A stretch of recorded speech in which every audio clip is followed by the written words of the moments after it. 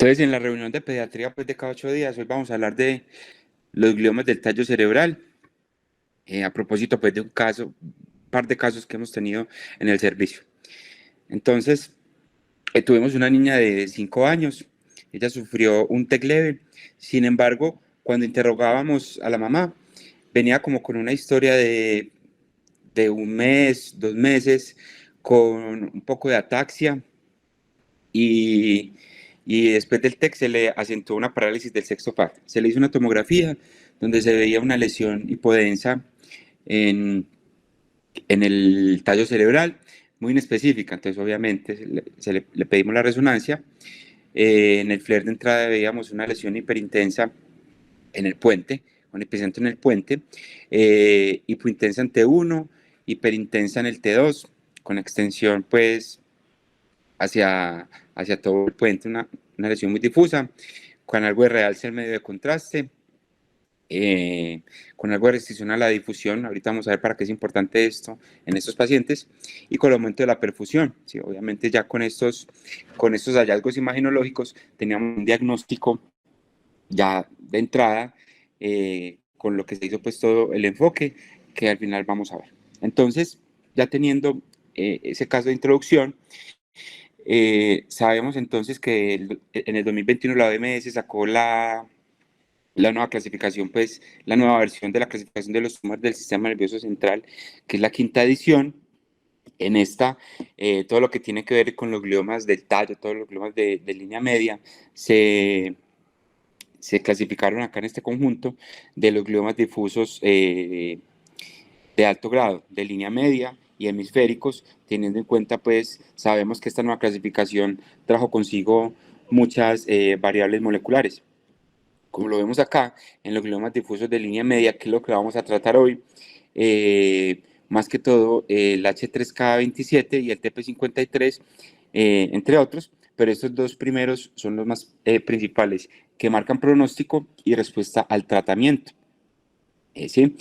El gen de las histonas, que es el que más se ha estudiado en estos gliomas de línea media, más que todo el gen de la histona H3, define molecularmente un tumor de media, y ahorita vamos a ver por qué, aunque sean de bajo grado histológico, con esta clasificación molecular pasan a ser de entrada grado 4 de la OMS, aunque histológicamente no tengan el comportamiento de un grado 4.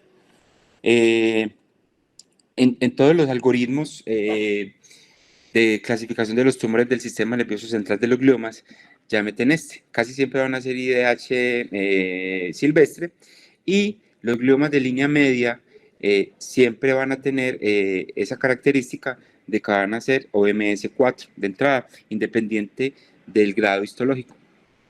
Entonces, el tallo cerebral, pues, lo que conocemos obviamente como mesencéfalo, puente y bulbo, allí va a ser el epicentro de estos tumores que vamos a tratar hoy. Aproximadamente el 10 al 20% de todos los tumores del sistema nervioso en los niños son estos. Entonces es un porcentaje alto y una incidencia más o menos de 150 a 300 casos anuales. Eso en Estados Unidos, pues. Puede presentarse a cualquier edad, sin embargo es más usual en la niñez, obviamente, con un pico entre los 7 y los 9 años, y no hay predilección por algún género. Los gliomas del tallo, para hacer más organizada esta charla, entonces se clasifican en dos categorías. Los primeros, que son los gliomas focales de tallo, que son el 20%, localizados fuera del puente y de mejor pronóstico. Lamentablemente son los menos comunes, solamente el 20%, comparado con los gliomas difusos del puente, que son más agresivos, con un comportamiento más, son de peor pronóstico y lamentablemente son los que tienen más prevalencia. También tenemos el contexto de que algunos pacientes con algunos síndromes genéticos como la neurofibromatosis tipo 1, es común que tengan estos gliomas de línea media. Sin embargo, en estos pacientes, la biología molecular y el comportamiento hace que sean más indolentes y que por lo general no requieran intervención, sino solo seguimiento. Es en el contexto de la neurofibromatosis tipo 1. Entonces, vamos a hablar de los gliomas focales del tallo, ¿sí? Hablando de los gliomas focales, es una presentación clínica insidiosa, son tumores que son de lento crecimiento, Entonces, los síntomas también van a depender de la localización. Pacientes con dolor cervical, parálisis de pares craneales, hemiparesia contralateral, hemicorea, ¿sí? Hidrocefalia. Más que todo en tumores exofíticos que se van a extender posteriormente hacia el tectum, pues tapando el acueducto, en gliomas focales. Ahorita vamos a ver en gliomas difusos, que va a ser muy rara la hidrocefalia, pero en gliomas focales que se van hacia el tectum, sí es un poco más común la hidrocefalia. La tortícolis por esa herniación de las amígdalas. En los gliomas medulares o del bulbo va a haber disfagia y apnea por toda esta alteración de pares bajos. En la unión cérvico-medular van a haber lesiones de motoneurona superior e inferior, que esto a veces se va a confundir con algunos diagnósticos diferenciales, más que todo de neurología clínica, por ejemplo, que ahorita vamos a ver cuáles. Entonces, en las imágenes, estamos hablando de los gliomas focales, son tumores con bordes demarcados, mínimo edema vasogénico, son iso o hipointensos en T1, hiperintensos en T2. Esto me habla que son tumores de baja celularidad y realce homogéneo en medio de contraste. Como todo ha venido avanzando, las imágenes han venido avanzando, estas imágenes de TTI, que me ayudan a mirar las fibras blancas, es muy importante, porque si las fibras blancas están y los tractos están comprometidos, eso es un factor de mal pronóstico, ¿sí? Y durante esta charla vamos a hablar de los factores de mal pronóstico, que me van llenando de motivos para decir, este paciente va a tener muy mala sobrevida o muy mala sobrevida libre de progresión, ¿sí? Y entre ellos, el compromiso de las fibras blancas es uno de mal pronóstico. Entonces, miren, por ejemplo, que son lesiones en el mesencéfalo, hipointensas en T1, hiperintensas en T2, ¿sí? Hacia el tectum, lesiones exofíticas que miren que se puede presentar con hidrocefalia, o sea, no es tan raro que en los gliomas focales se presente con hidrocefalia, ¿sí? Con un realce homogéneo al medio de contraste. En los gliomas tectales son muy mal demarcados, ¿sí? Que son los que presentan hidrocefalia, porque son más exofíticos. Y acá vemos otro factor de mal pronóstico, que son pacientes que tienen un tumor con más de 10 centímetros cúbicos de volumen. Se asocia también a peor pronóstico. Los gliomas de la unión cervicomedular, que son similares a los tumores intramedulares, ya primarios del cordón espinal, el epicentro es el bulbo o la médula cervical superior, también tiene una señal intermedia y puede estar asociados a seringomelia, por la alteración pues, en el flujo que hay en esta parte por el tumor y por el efecto compresivo. Porque al ser pues, focales tienen un poquito más de efecto de masa comparando que como si fuera difuso.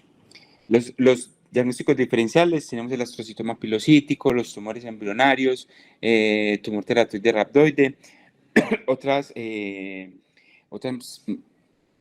condiciones nodulares como las malformaciones cavernosas o las MAPS, quistes epidermoides o enfermedades desmielinizantes, que aparte de que son enfermedades tumefactivas que pueden dar algún grado de semejanza en la imagen, clínicamente también pueden dar compromiso de motoneurona superior e inferior, como habíamos visto ahorita. La patología, obviamente hay grados variables de celularidad y atipia, baja tasa mitótica, o sea, acuérdense que histológicamente son tumores de bajo grado, pero con un comportamiento maligno en el pronóstico, que puede haber activación del BRAF y del MAP, esto importante para las nuevas terapias que se están haciendo, target, ¿sí? En el tratamiento, entonces en los gliomas focales, acuérdense que todavía estamos en gliomas focales, hay que definir el objetivo de la cirugía, porque dado que estamos en un área tan elocuente de gran morbilidad asociada, los tumores quísticos focales son en realidad más fácil de abordar, obviamente que si fuera un glioma más difuso y más nodular, obviamente ayudándonos de la neuronavegación y la eco intraoperatoria para hacer un adecuado abordaje y llegar pues más fácil al tumor. Cuando estamos abordando tumores del mesencéfalo, como hemos dicho que los gliomas del tectum hacen hidrocefalia, yo tengo que resolver primero la hidrocefalia, ya sea con una tercer ventriculosis cisternostomía endoscópica o con una DBP, pues dependiendo si, por ejemplo, no tengo el insumo para hacer una endoscopia.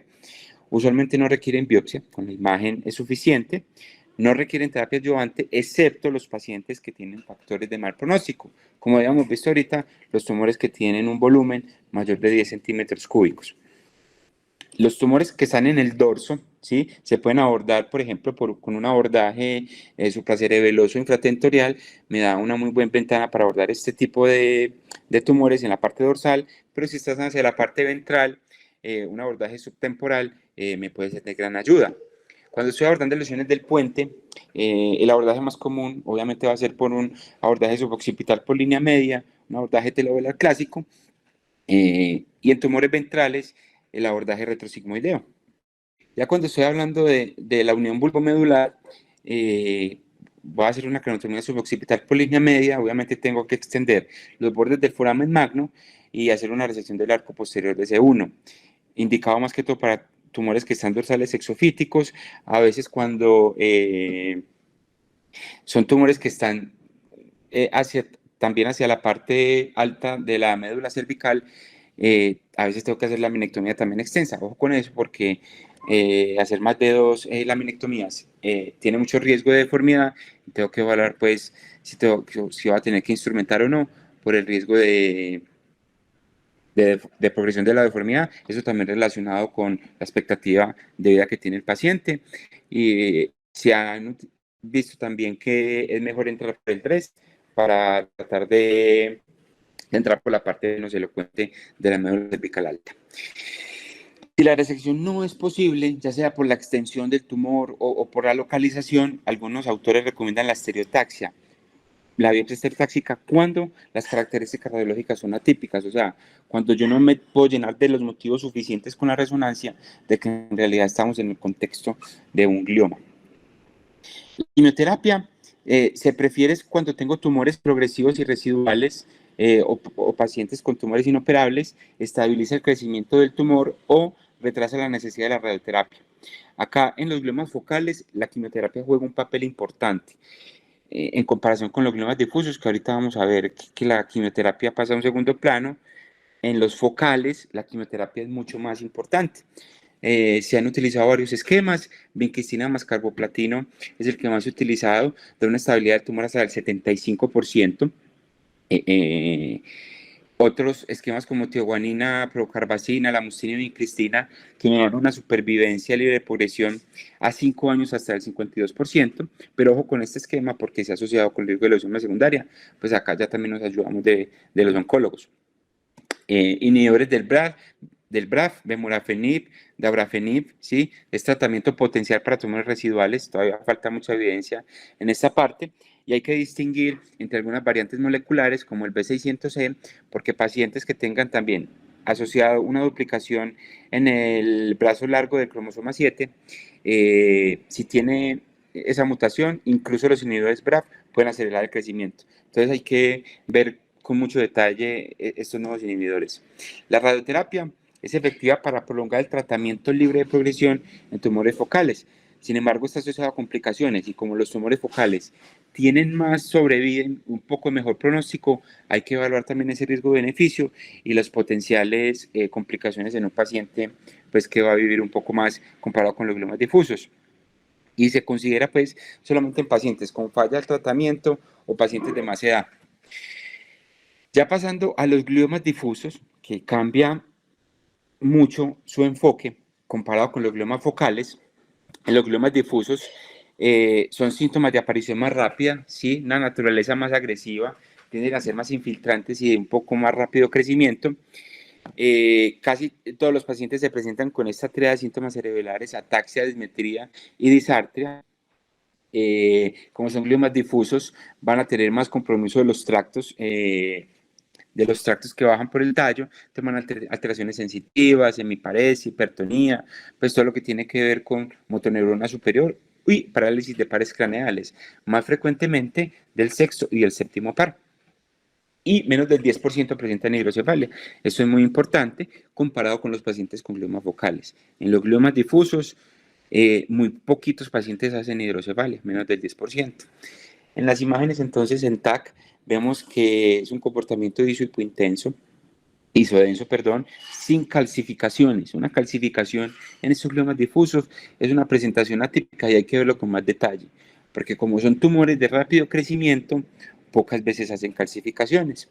En la resonancia igual tiene márgenes difusos, diferente pues a los gliomas focales, es ISO, hipointenso en T1, hiperintenso en T2, me sigue hablando de tumores de baja celularidad, que ya tienen un realce heterogéneo al medio de contraste, se puede extender hacia el mesencéfalo, hacia el tálamo o al cerebelo. Si tiene un componente exofítico, usualmente se va hacia comprometer la arteria basilar, puede haber hemorragias petequiales en las secuencias de susceptibilidad magnética y la relación colina N-acetilaspartato en la espectroscopia está alta, hablándome de un tumor de un comportamiento de alto grado. ¿Sí? Entonces miramos acá esta resonancia en el puente, una lesión hipointensa en el T1, hiperintensa en el T2, ¿sí? Con extensión hacia craneal, hacia el tálamo, principalmente acá en esta imagen hacia el izquierdo, ¿sí? En extensión al mesencéfalo, ¿sí? Hablando de la patología, la mutación en el gen de las histonas es lo más importante en estos pacientes con gliomas difusos. Se había estudiado mucho hasta el 2016 el H3F3A y el IST-H3B, que se encontraba hasta en el 80% de los casos. Pero a partir del 2016 se encontró otra mutación que es mucho más frecuente, H3K27M, y que me habla de un tumor de un componente con un comportamiento maligno, aunque sea histológicamente de bajo grado, que con esta mutación ya se clasifica como tumor OMS 4, independientemente de la clasificación histológica. También vemos la mutación en el TP53, que es muy importante para mirar la respuesta que va a tener la radioterapia y que está mutado en el 40% de los casos. O sea, sabemos de entrada que en estos gliomas difusos el 40% de los pacientes no van a responder casi a la radioterapia. La biopsia no es fundamental para el diagnóstico cuando tenemos características imagenológicas típicas, y algunos autores continúan recomendando la biopsia estereotáxica, pero esto para diagnóstico molecular, diagnóstico genético. Algunos autores quieren, pues, obviamente, categorizar y clasificar bien al paciente para darle, digamos que, un pronóstico más acertado, o digamos que más académico, pero en realidad no se necesita.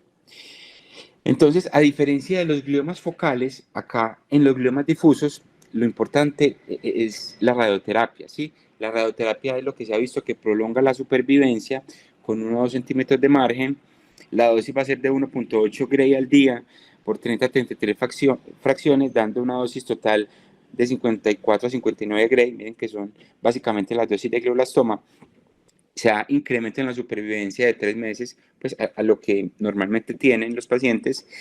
Y algunos estudios han hablado de reirradiar a estos pacientes en caso de progresión o de aumento de sobrevida, y para aumentar la sobrevida libre de progresión. Esto muy debatido, obviamente, pues por todos los efectos adversos que tiene la radiación. La quimioterapia, se han estudiado esquemas de temozolomida, 10 ciclos pues de 5 días cada 28 días, 200 miligramos por metro cuadrado de día. No hay beneficios clínicos significativos después de la irradiación, ¿sí? O sea, después de la irradiación, cuando damos temozolomida, no se asocia pues como algún beneficio en términos de sobrevida libre de progresión o supervivencia global. Y al inicio del diagnóstico o en progresión, o sea, no hay beneficio como tal de la temozolomida. Algunos oncólogos y algunos autores abogan el papel de la temozolomida como un agente radiosensibilizante, más que como una terapia sistémica oncoespecífica para estos pacientes.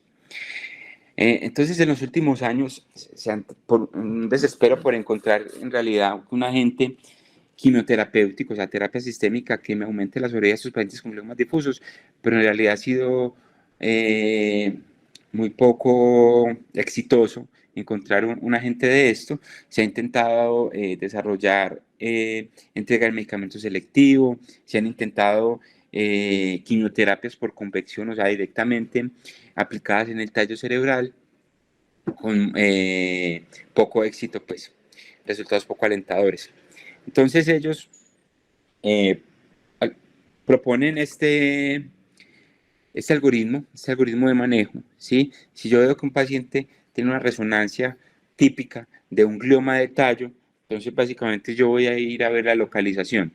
Si es un tumor cérvico-medular de la unión cérvico-medular, que acuérdese que son tumores más que todo hacia la parte dorsal exofíticos y que tienen una muy buen pronóstico, siempre van a ir a resección quirúrgica. Si estoy hablando del mesencéfalo, por ejemplo, en tumores tectum o del tegmentum, yo miro, ¿tiene hidrocefalia? Si tiene hidrocefalia, obviamente lo llevo a una tercera ventriculostomía endoscópica o a una EVP.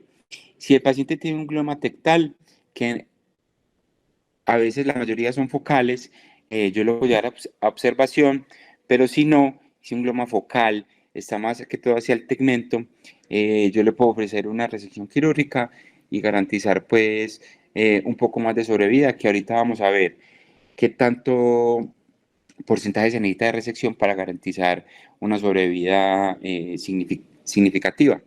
Cuando estoy hablando ya del puente, ya sea de alto o de bajo grado, si es difuso, acá yo no puedo ofrecer cirugía, sino que ya con gliomas difusos del puente, que es el caso de nuestra paciente, el algoritmo de diagnóstico nos dice esquemas de quimio y radioterapia.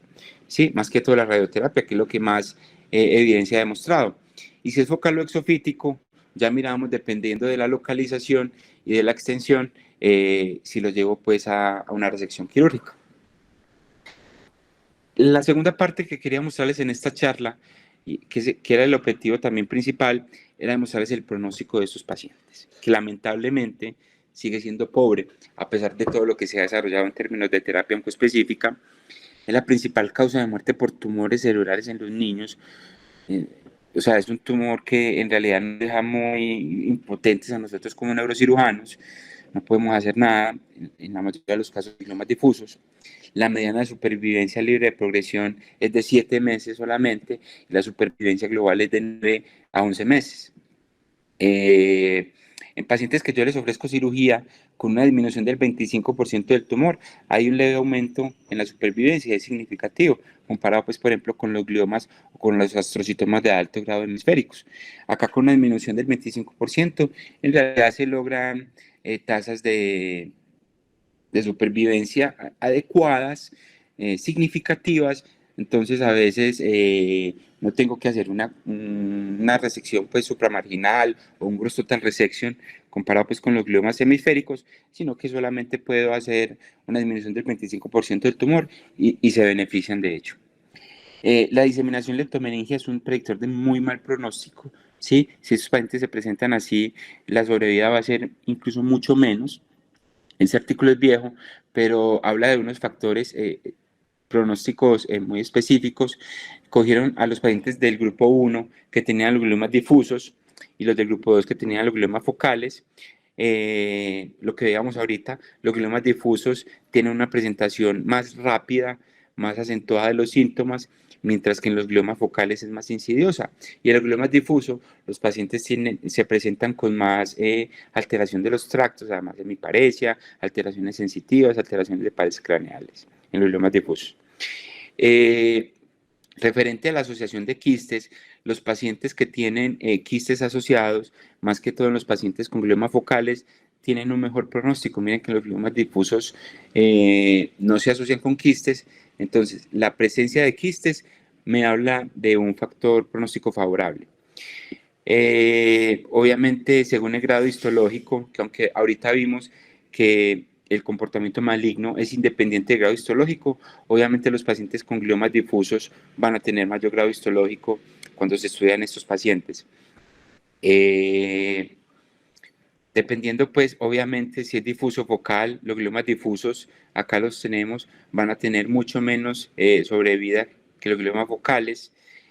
Hablando, pues, del realce al contraste y de esta parte de la asociación con quistes, los pacientes que realzan al contraste o que tienen quistes van a tener más sobrevida. Los pacientes que tienen una presentación insidiosa de los síntomas, o sea, que tienen síntomas con historia de más de 6 meses insidiosos, van a tener más supervivencia en comparación con los que tienen menos de 6 meses. El grado histológico, obviamente los pacientes con alto grado pues, histológico van a tener menos supervivencia. La presencia de quistes se asocia con más supervivencia, como hemos hablado ahorita. Ese otro estudio que me habla también de los factores pronósticos, pero acá se fijaron mucho en la parte molecular. Les traigo solamente esta imagen para mostrarles que los pacientes que tenían la mutación del H3K27M tenían mucho menos supervivencia que los pacientes que lo tenían en modo, no tenían esa mutación. Entonces, el pronóstico es independiente de la localización, ¿sí? Independiente de la localización, el pronóstico es malo en estos gliomas. La supervivencia a 2 años es menor del 2%. Las mutaciones del TP53 se asocian a radioresistencia. Acuérdense que esto es hasta en el 40% de los casos, casi la mitad. Hay unos factores de buen pronóstico, por decirlo así, por ejemplo, pacientes menores de 3 años o mayores de 10 años, pacientes que tienen una latencia de síntomas mayor de 24 semanas o 6 meses, los que se le inició terapia sistémica o radioterapia al momento del diagnóstico son predictores de mejor supervivencia. Entonces, ¿qué mensajes tenemos para llevar a casa? Son tumores altamente agresivos, ¿sí? Aunque es una histología benigna, son comportamientos de pronóstico maligno, ¿sí? No es necesaria la biopsia, con la resonancia tenemos, independiente de la localización, nuevamente les digo, de muy mal pronóstico. En tumores focales, acuérdense que la quimio juega un papel importante, más la radio, más que todo en radio para tumores recurrentes o cuando haya progresión, pero en tumores focales es más importante la quimio. En comparación en tumores difusos, que es más importante la radio, el papel de la quimio es incierta, pero acuérdense que algunos autores, algunos oncólogos lo utilizan como un agente radiosensibilizante. Y hay nuevas terapias blanco, obviamente hablan de inmunoterapia, terapia dirigida, pero eso todavía está pues en estudios fase 1 y no hay mucho pues que decir sobre esto. Entonces, para concluir, cuando enfoquemos a un paciente con estos gliomas, cuáles son los factores de mal pronóstico y que yo voy a saber que van a tener menos sobrevida, para dejar esto claro y sin la necesidad pues, de tener una biopsia, someter al paciente a una cirugía, sabiendo que no le voy a ofrecer mayor sobrevida ni mayor beneficio. Pacientes con diseminación leptomeningia, pacientes que el tumor tiene un volumen más de 10 centímetros cúbicos, pacientes con glioma difuso del puente, pacientes que la duración de los síntomas es menor de 6 meses, pacientes con mayor grado histológico, pacientes con tumores sólidos no quísticos y pacientes que tengan la mutación del H3K27M. ¿Sí? En esos pacientes ya sabemos que van a tener una muy mala supervivencia. La resolución del caso clínico que tuvimos, obviamente al ser un glioma difuso, no le ofrecimos cirugía. Por todas las características típicas de la resonancia, concluimos que era un glioma difuso del puente, un glioma difuso de tallo. Se interconsultó pues a los oncólogos, iniciaron, pues le hicieron la simulación. La niña ya va en este momento en la tercera sesión de radioterapia, una buena tolerancia, y ellos sí utilizaron, pues los oncólogos del servicio del hospital donde estamos, sí utilizaron la temozolomida, están utilizando un esquema de temozolomida como esquema radiosensibilizante. Ahí vamos, eso era lo que les tenía para hoy. Muchas gracias. Gracias, Cristian. Muy interesante. Yo no tengo ningún comentario. Si Eduardo quiere decir algo, adelante. Buenos días para todos. Cristian, muy buena la revisión y básicamente lograste el objetivo que era mostrar más el pronóstico, porque yo creo que casi todos hemos visto en algún momento estos gliomas difusos de tallo o un glioma de tallo, pero básicamente el enfoque que quería era hablar de los gliomas difusos de tallo del pronóstico, porque casi todos ya sabemos pues que no hay nada para hacer, pero sí quería que dejaras la claridad y que fue lo que hiciste es precisamente el pronóstico. Y cuando yo tengo esas características que dijiste al final del diagnóstico, ya sé que tengo poco para ofrecerle, ya sé que tengo una sobrevida muy mala, sé que puedo ofrecerle a la familia porque muchas veces pues la mera frustración que nos da no poder ofrecerle nada, pues decidimos poner a hacer mucho más de lo que debemos. Y claramente la sobrevida de estos pacientes es muy mala. Y con esas características que diste es mucho más. Entonces, el objetivo precisamente era ese y lo lograste. Entonces, la charla era basada más que todo precisamente en que nos dieras las armas para que cuando hagamos el diagnóstico inicial de sus pacientes sepamos qué ofrecerle al paciente. A pesar de que es una noticia muy mala, creo que es importante hablarles con la verdad y con el pronóstico para que ellos mismos se vayan preparando y hacer todo este proceso pues, del duelo, que es muy importante.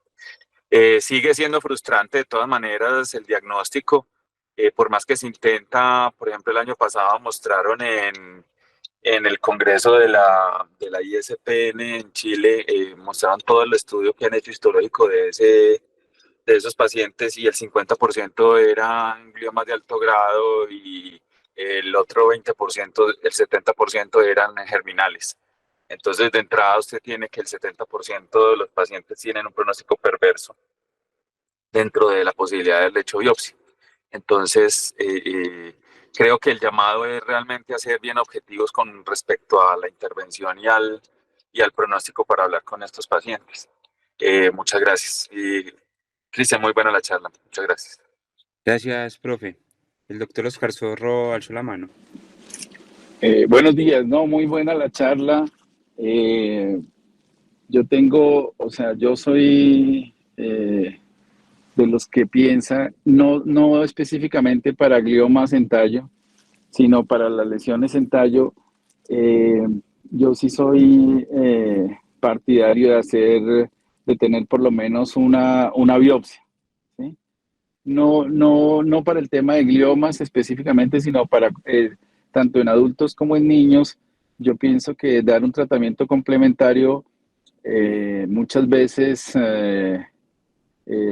puede ser más deleterio dar un tratamiento equivocado que la misma morbimortalidad de las biopsias por estereotaxia. Entonces, yo sí soy partidario de hacer biopsia, de tener algún estudio histopatológico, sobre todo cuando hay dudas, cuando la imagen no es muy clara, porque es imperdonable irradiar una lesión infecciosa, ¿sí? Y muchas de las veces la imagen, la espectroscopía y todo siempre dejan dudas. Yo he hecho bastantes biopsias por estereotaxia de tallo, probablemente más de 50. He tenido una morbilidad gravísima, que fue hace poco, un paciente de 72 años con una lesión en tallo, no sabíamos qué era. Le hicimos la biopsia, el paciente se despierta bien y a las 6 horas hace una hemorragia en el sitio de la biopsia, y pues podrán imaginar el desenlace.